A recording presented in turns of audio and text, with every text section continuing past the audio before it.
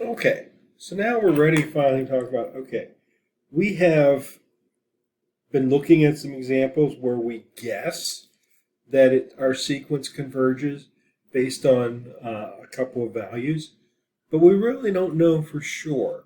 So what we're now going to finally do here is have a way to know for sure if something either converges or diverges. Okay, so now we're going to know a specific way for sure that it is converging or diverging.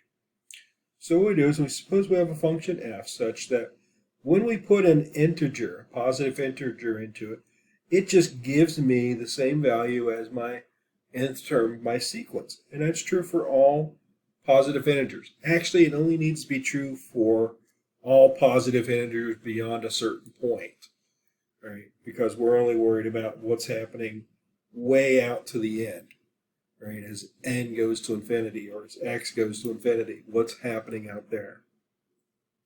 Okay, so as n gets really big. So it actually only needs to be true for all positive integers beyond a certain point, but we just say positive integers. It's just simpler to do it that way. Okay, it then turns out if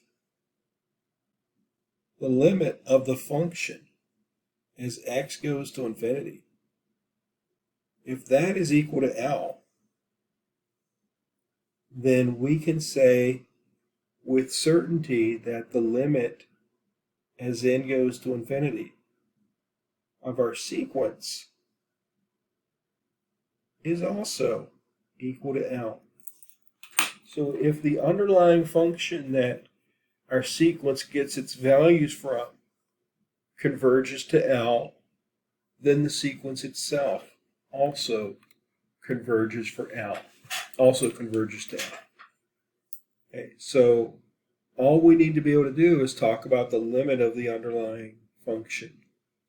Now, with that in mind, there's a few other roles that I need to kind of give you here for talking about sequences, for limits with sequences.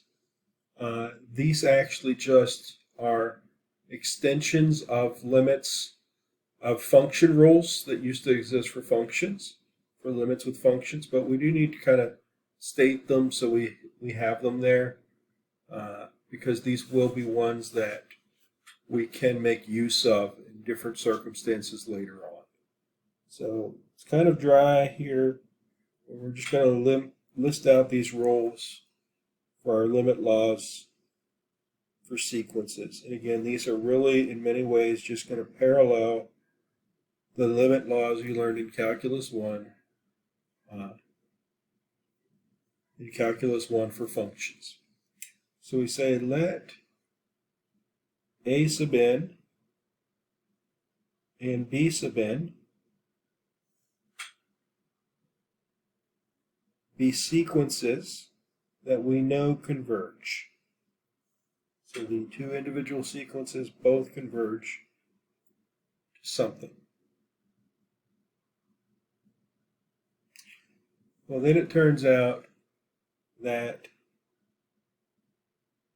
if you take the limit as n goes to infinity of a sub n plus or minus b sub n, then you can, just like you did with a function, you can distribute the limit across the addition and subtraction problem.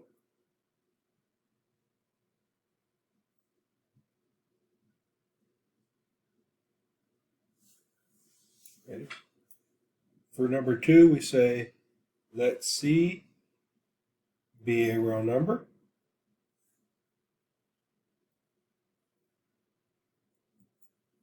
Then it turns out that the limit as n goes to infinity of C times the sequence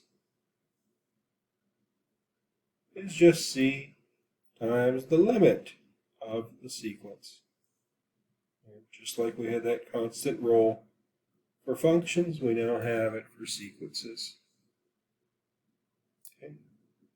Rule number 3 says the limit as n goes to infinity of a sub n times b sub n.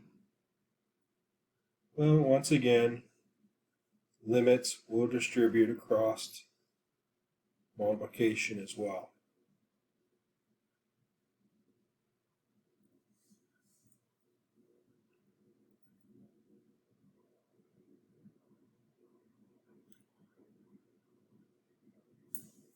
And in like manner, if you have the limit as n goes to infinity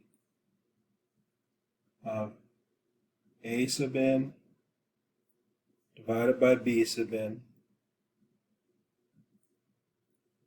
then you can distribute it across division as well, with a caveat, of course.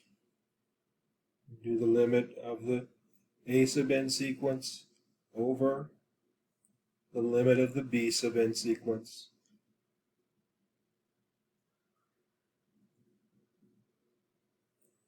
And of course we have that carve out that this is only going to be true, of course, provided that the bottom is not going to 0. Otherwise we can't do it. Limit as n goes to infinity of b sub n is not 0.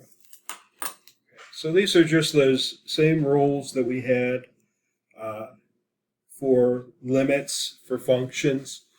So we're going to state these. We'll reference them. They're not anything you need to memorize or anything, but there will be times where we're going to just, we'll reference and refer back to these things. So we do need to state them for the sake of completeness. But the big result, again, is the one from before, and that is that if the limit of the underlying function approaches a number, then the limit of the sequence approaches that same number.